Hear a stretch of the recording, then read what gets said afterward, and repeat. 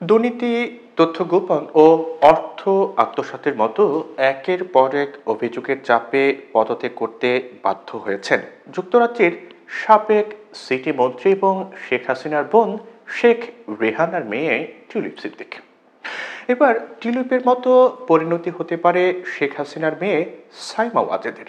অভিযোগ রয়েছে, শেখ হাসিনার হস্তক্ষেপে যোগ্য প্রার্থীকে বাদ দিয়ে বিশ্ব স্বাস্থ্য সংস্থার পদ বাগিয়ে নেন সাইমা ওয়াজেদ। আর এসব কারণে এবার পুতুলও চাপের মুখে পড়তে যাচ্ছেন বলে দ্য প্রিন্টের এক নিবন্ধে লিখেছেন কলকাতা ভিত্তিক সাংবাদিক মনোদীপা ব্যানার্জি।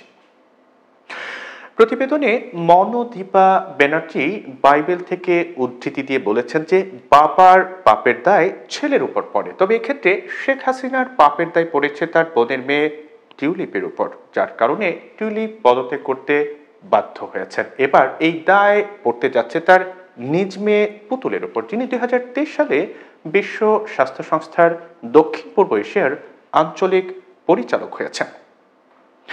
নিবন্ধে বলা হয় যে টিউলিপের পদত্যাগের পর থেকে এবার সবার নজর শেখ হাসিনার মেয়ে সাইমা ওয়াজেদের উপর, যিনি 2023 সালের 1 নভেম্বরে বিশ্ব স্বাস্থ্য সংস্থার আঞ্চলিক পরিচালক হিসেবে নিয়োগ পেয়েছেন।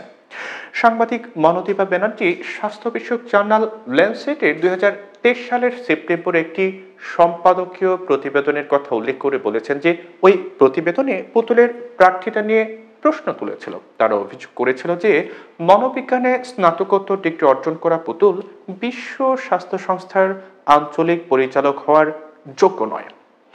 অভিজ্ঞ ও যোগ্য প্রার্থীকে বাদ দিয়ে শুধুমাত্র স্বজনপ্রীতির কারণে তিনি মনোনয়ন পেয়েছেন। এমন স্বজনপ্রীতি বিশ্ব স্বাস্থ্য সংস্থার গ্রহণযোগ্যতা নষ্ট করবে। এছাড়া 2023 সালে ব্রিটিশ সংবাদ মাধ্যম ফাইন্যান্সিয়াল টাইমসও তার যোগ্যতা নিয়ে প্রশ্ন তুলেছিল। এতে বলা হয় যে আঞ্চলিক পরিচালক পদের জন্য সাইমা ওয়াজেদ পুতুলের সাথে আরেকজন প্রার্থী ছিলেন নেপালের শম্ভু আচার্য। তিনি ছিলেন বিশ্ব স্বাস্থ্য সংস্থার একজন ঊর্ধ্বতন কর্মকর্তা, যিনি 30 বছর যাবৎ সেখানে কাজ করছেন। এছাড়া জনস্বাস্থ্যের উপর তার পিএইচডি ডিগ্রিও রয়েছে। অন্যদিকে সাইমা ওয়াজেদ পুতুল মানসিক স্বাস্থ্য নিয়ে সচেতনতা নিয়ে কাজ করতেন। তার বেশিরভাগ কাজ ছিল অটিজম নিয়ে। প্রতিবেদনে আরও বলা হয় যে সাইমা ওয়াজেদ স্কুল সাইকোলজিস্ট হিসেবে প্রশিক্ষণ প্রাপ্ত এবং তিনি একটি দাতব্য ও গবেষণা সংস্থা দেখাশোনা করেন। একটি আন্তর্জাতিক সংস্থায় বড় বাজেট নিয়ে কাজ করার অভিজ্ঞতা পুতুলের নেই। প্রতিবেদনে আরও বলা হয় যে আঞ্চলিক পরিচালক হওয়ার আগে পুতুল তার মা ও তৎকালীন প্রধানমন্ত্রী শেখ হাসিনার সঙ্গে বিভিন্ন সফরে যেতেন। দ্য প্রিন্টের প্রতিবেদনে বলা হয় যে বাংলাদেশের দুর্নীতি দমন কমিশন তদন্ত শুরু করেছে যে পুতুল কিভাবে চাকরি পেলেন। তিনি কি তার নিজের যোগ্যতার ভিত্তিতে চাকরি পেয়েছেন নাকি প্রধানমন্ত্রী হিসেবে তার মায়ের হস্তক্ষেপ ছিল।